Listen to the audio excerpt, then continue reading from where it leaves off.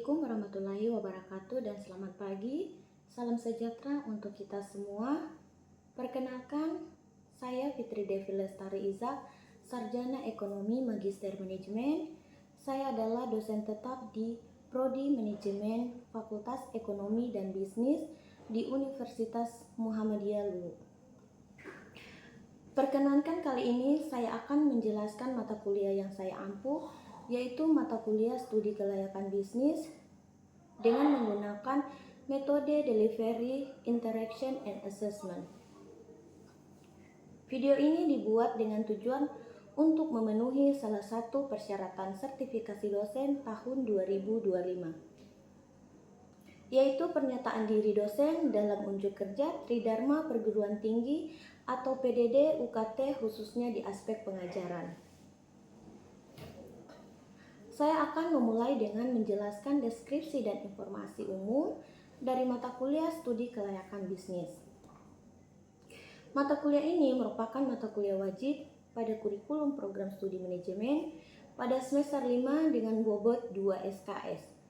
Pada mata kuliah ini, mahasiswa diberikan pengetahuan dan pengertian tentang bagaimana menilai kelayakan investasi yang dilakukan suatu organisasi, memberikan manfaat atau tidak dengan menilai dari segi aspek pasar dan pemasaran, aspek teknis atau operasi, aspek sumber daya manusia, aspek keuangan, aspek hukum, aspek ekonomi dan sosial, dan analisis dampak lingkungan hidup atau AMDAL.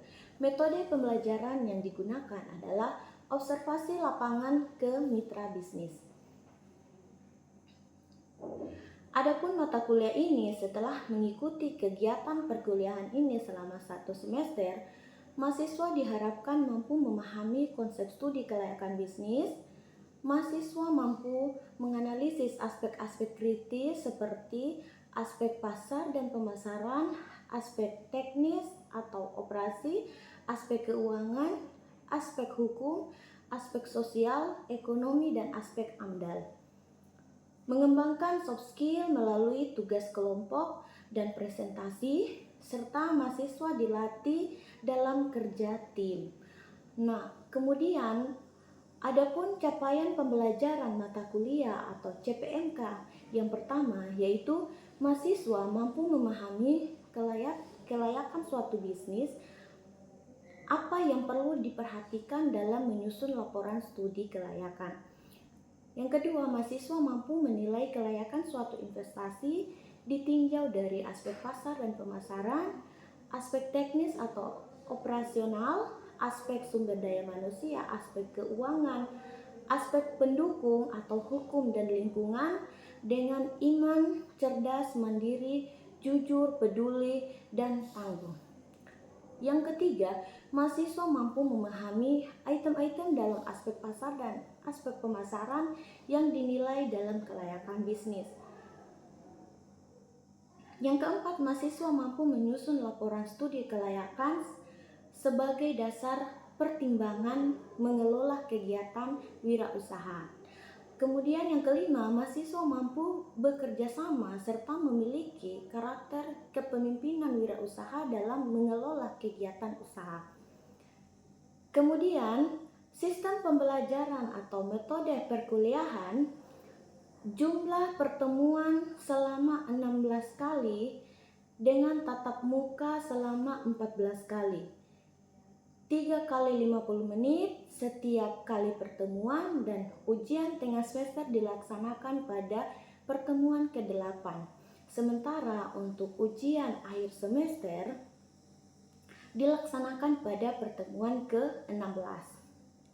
Baik, adapun materi pembelajaran yang pertama adalah memahami kelayakan suatu bisnis dan apa yang perlu diperhatikan dalam menyusun laporan studi kelayakan.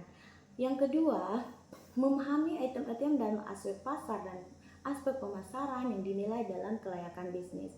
Yang ketiga, memahami item-item dalam aspek teknis, aspek operasional yang dinilai dalam kelayakan bisnis. Yang kelima, memahami item-item aspek manajemen dan kebutuhan tenaga kerja yang dinilai dalam kelayakan bisnis.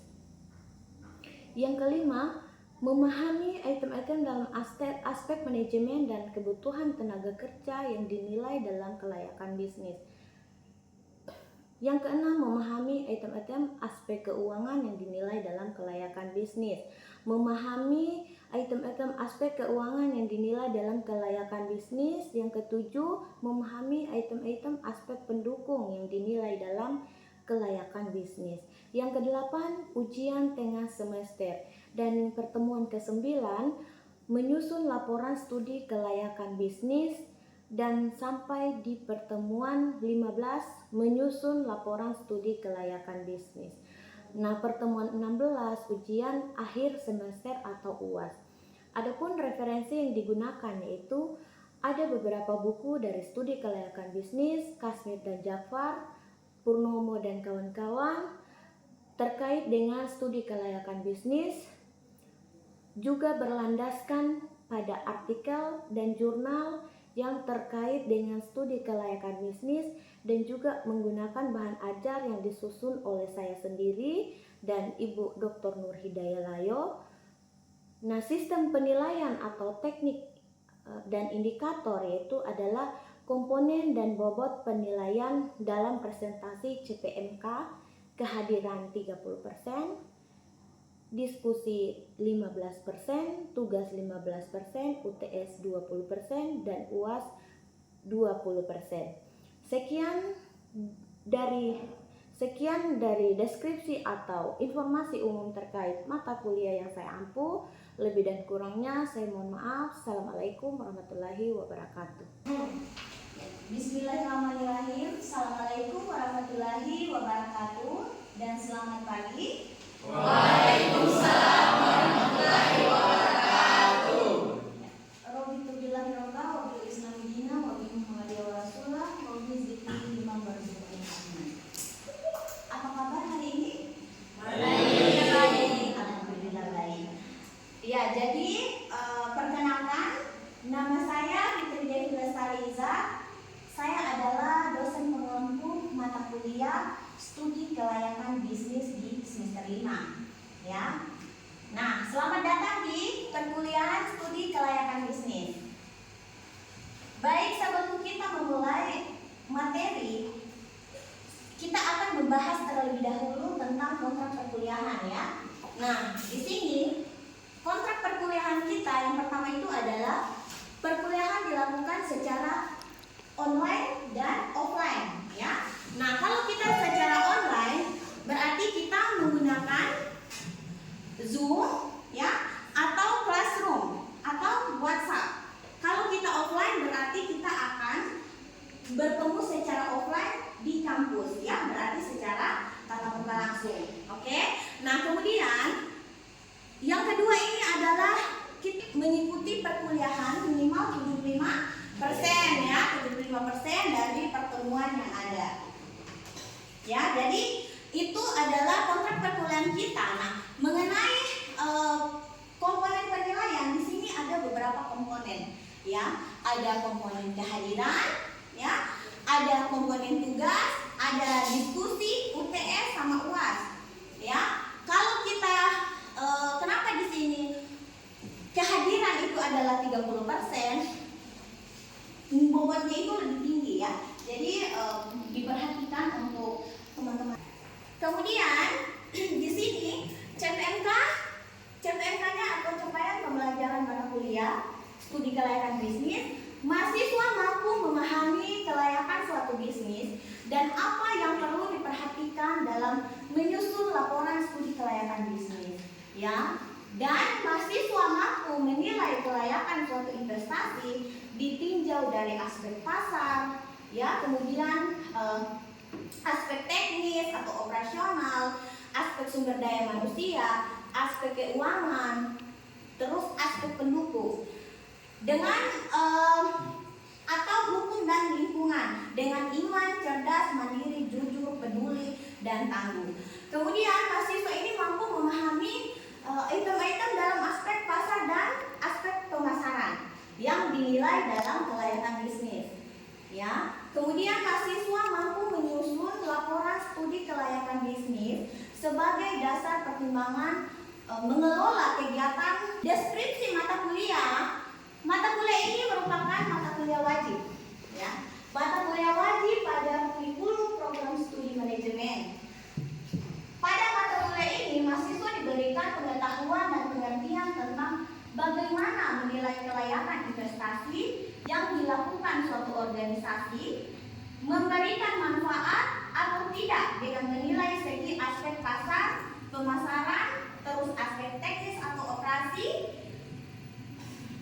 kemudian sumber daya manusia, aspek keuangan, aspek hukum, dan aspek ekonomi dan sosial, dan analisis dampak lingkungan hidup. Ya, nah metode yang digunakan ini, metode pembelajaran yang digunakan adalah observasi lapangan ke mitra. Oke, nah ini adalah sub CPNK selama 1 semester, ya. Nah, sub CPNK kita selama satu semester ini dalam studi kelayakan bisnis, yang pertama itu adalah memahami kelayakan suatu bisnis dan apa yang perlu diperhatikan dalam menyusun laporan studi kelayakan. Ya, kemudian memahami item-item dalam aspek pasar dan aspek pemasaran yang dinilai dalam kelayakan bisnis. Yang ketiga ini memahami item-item dalam aspek teknis atau operasional yang dinilai dalam kelayakan bisnis. Yang keempat ini memahami item-item dalam aspek manajemen dan kebutuhan tenaga kerja yang dinilai dalam kelayakan bisnis. Yang kelima memahami item-item dalam aspek keuangan yang dinilai dalam kelayakan bisnis. Ya. Nah, yang ketujuh memahami item-item aspek dalam aspek pendukung yang dinilai dalam kelayakan bisnis. Yang kedelapan adalah kita akan mengikuti ujian tengah semester atau biasa kita dengar sering UTS, ya. Selanjutnya di pertemuan ke-9 ini sampai ke-15 kita fokus untuk menyusun laporan studi kelayakan bisnis. Nah, di pertemuan ke-16 berarti kita sudah memasuki akhir pertemuan, yaitu di ujian akhir semester, yaitu UAS, ya. Oke. Jadi di sini teman-teman sekalian barangkali sudah punya bayangan tentang apa itu studi kelayakan bisnis.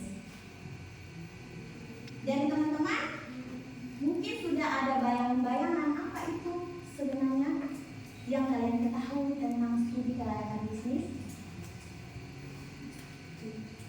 Ya, silakan boleh sebutkan namanya. Saya Espatian. Menurut pendapat saya, studi kelayakan bisnis, studi itu penelitian, sedangkan kelayakan adalah layak atau cocok, dan untuk bisnis itu usaha atau kegiatan jual beli yang menguntungkan. Jadi, menurut pendapat saya, studi kelayakan bisnis itu adalah penelitian suatu usaha yang layak atau tidak dijalankan. Ya, oke. Baik, jadi dengan teman Ispatian, ya. Jadi berarti Ispatian ini sudah ada bayangan-bayangan sedikit tentang studi kelayakan bisnis sebelum kita membahas materi lebih dalam lagi tentang studi kelayakan bisnis, ya. Nah, di sini sebagai pengantar, kenapa kita perlu mempelajari studi kelayakan bisnis? Karena hal ini sangat penting, ya, untuk kita melihat dalam memulai namanya bisnis. Nah, itu perlu sekali dilakukan sebuah yang namanya studi. Apakah seperti yang tadi seperti yang bilang, rencana bisnis itu sudah memenuhi kelayakannya atau belum? Ya, seperti itu.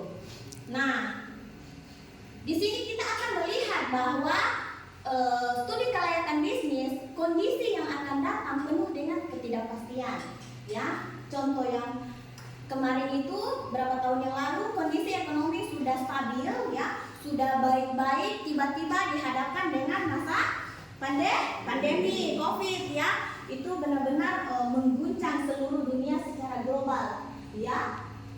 Akibatnya bisnis bisnis menjadi mengalami kerugian. Ya, jadi kemudian ada bisnis juga yang tiba-tiba ada bisnis baru, ya seperti kemarin banyak yang bisnis masker dan lain-lain, ya. Nah, jadi itu adalah di mana penuh dengan ketidakpastian. Jadi hari ini, saat ini, dengan kedepannya itu adalah penuh dengan ketidakpastian, ya seperti itu.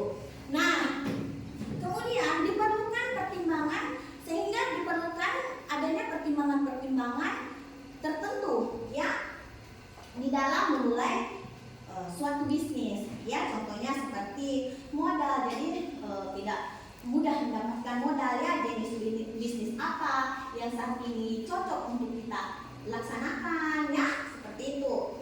Nah, studi terhadap berbagai aspek mengenai kelayakan suatu bisnis yang akan dijalankan, ya, kita lihat dari pengelolaannya, SDM-nya, pemasarannya, ya.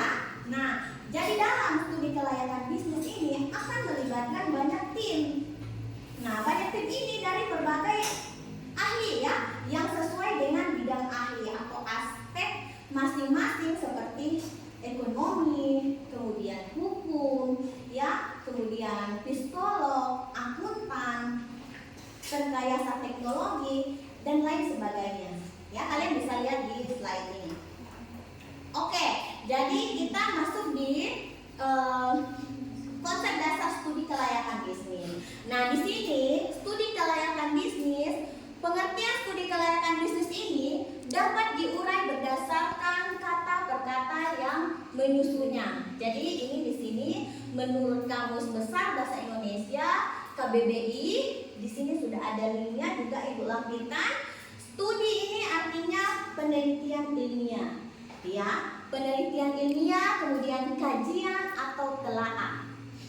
Kelayakan artinya kepatutan, ya, kepatutan, kepantasan, perihal yang pantas, perihal yang patut dikerjakan, ya. Sedangkan kalau bisnis artinya ini adalah usaha komersial dalam dunia perdagangan, ya, bidang usaha atau usaha dagang. Nah, di sini kita akan melihat pengertian daripada studi kelayakan bisnis, ya, menurut para ahli. Jadi, menurut Kasmir dan Jafar, studi kelayakan bisnis ini adalah suatu kegiatan yang mempelajari secara mendalam tentang suatu kegiatan atau usaha yang akan dijalankan. Nah, untuk menentukan layak atau tidaknya suatu bisnis dijalankan, ya. Kemudian menurut Purnomo dan kawan-kawan di tahun 2017. Nah, studi kelayakan bisnis ini adalah suatu kegiatan identifikasi dan merencanakan serta memperdalam seluruh aktivitas dan usaha untuk mencari keuntungan maupun kemanfaatan sosial dengan menyediakan barang dan jasa yang dibutuhkan bagi sistem perekonomian dengan output berupa keputusan penentuan yang layak atau tidak layak suatu usaha tersebut dijalankan. Jadi ini sudah ada referensi. Ini cuman beberapa teori yang Ibu sampaikan, Ibu jelaskan di sini. Ibu ambil, kalian bisa mencari atau membaca lagi yang sudah Ibu sesuaikan dengan referensi yang ada, ya. Oke, nah jadi tujuan utama dalam studi kelayakan bisnis ini dilakukan yang namanya studi kelayakan bisnis ini tentunya yang akan berdiri bisa berjalan sesuai harapan, ya, sesuai harapan baik dalam jangka pendek atau dalam jangka panjang, serta mengukur seberapa besar potensi usaha tersebut baik dengan situasi mendukung maupun situasi yang tidak mendukung, ya. Nah, kita lihat dalam tujuan studi kelayakan bisnis. Yang pertama itu dia ada 5 bagian, ya. Yang pertama ini menghindari resiko kerugian. Kemudian yang kedua ini memudahkan perencanaan, ya. Yang ketiga ini memudahkan pelaksanaan pekerjaan. Yang keempat memudahkan pengawasan. yang kelima ini memudahkan pengendalian. Nah, kita lihat kalau yang pertama. Yang pertama ini menghindari resiko kerugian.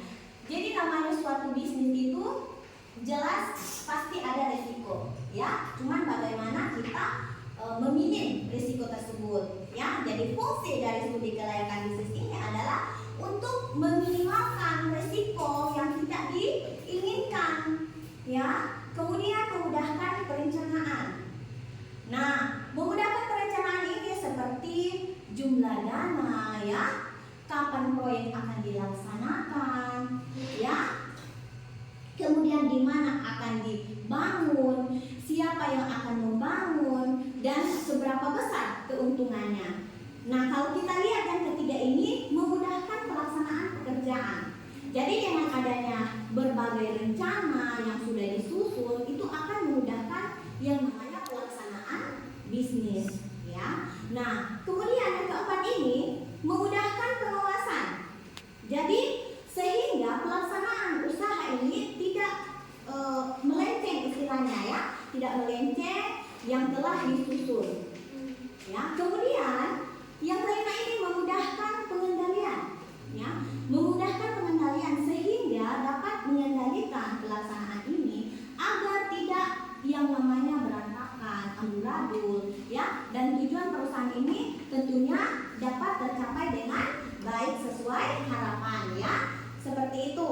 Nah, kita lihat dari segi manfaat dalam studi kelayakan aspek hukum, ada aspek pasar dan pemasaran, ya, kemudian ada aspek keuangan, ada aspek operasional, ada aspek teknis dan operasional, kemudian aspek manajemen, aspek ekonomi dan sosial, kemudian aspek dampak lingkungan hidup, ya. Nah, kalau kita lihat dari aspek hukum, nah untuk penelitian, kelengkapan, kesempurnaan, dan tentunya keaslian daripada izin-izin dan dokumen-dokumen bisnis tersebut, ya. Nah, aspek pasar dan pemasaran. Nah, aspek pasar dan pemasaran ini meneliti besar pasar dan kemampuan perusahaan, bahwa kita sudah menganalisis beberapa aspek tersebut, baru ada yang namanya keputusan. Apakah bisnis ini bisa running, bisnis ini? Hal apa saja yang perlu diperhatikan dalam penyusunan laporan studi kelayakan bisnis? Studi kelayakan bisnis, ya, itu mungkin mewakili dari teman-teman sekalian sekelas, ya. Oke, jadi nanti setelah UTS kita akan fokus, ya, kita akan fokus menyusun yang namanya laporan studi kelayakan bisnis, ya. Nah, di situ kita akan melihat sistematika penyusunan laporan, ya. Mulai dari tahapan awal penyusunan laporan. Jadi di sini ada namanya tahapan awal. Yang saya itu terkait investasi. Ya. Yang ingin saya tanyakan itu, apakah bisnis itu memerlukan investasi? Mungkin hanya itu. Oke, bagus ya. Jadi ternyata satu kelas ini memang mengikuti perkuliahan studi kelayakan bisnis ini dari awal, ya, sampai akhir ini memang mengikuti dengan baik, ya, karena ada pertanyaan yang terkait materi tadi yang kita bahas. Oke, jadi dalam melakukan bisnis kita perlu melakukan yang namanya investasi, ya. Kenapa demikian, ya? Oke, jadi mungkin itulah pertemuan kita pada hari ini. Insya Allah kita lanjutkan di pertemuan selanjutnya minggu depan, ya. Jaga selalu kesehatan, sehat selalu. Ibu akhiri pertemuan pada hari ini. Assalamualaikum warahmatullahi wabarakatuh.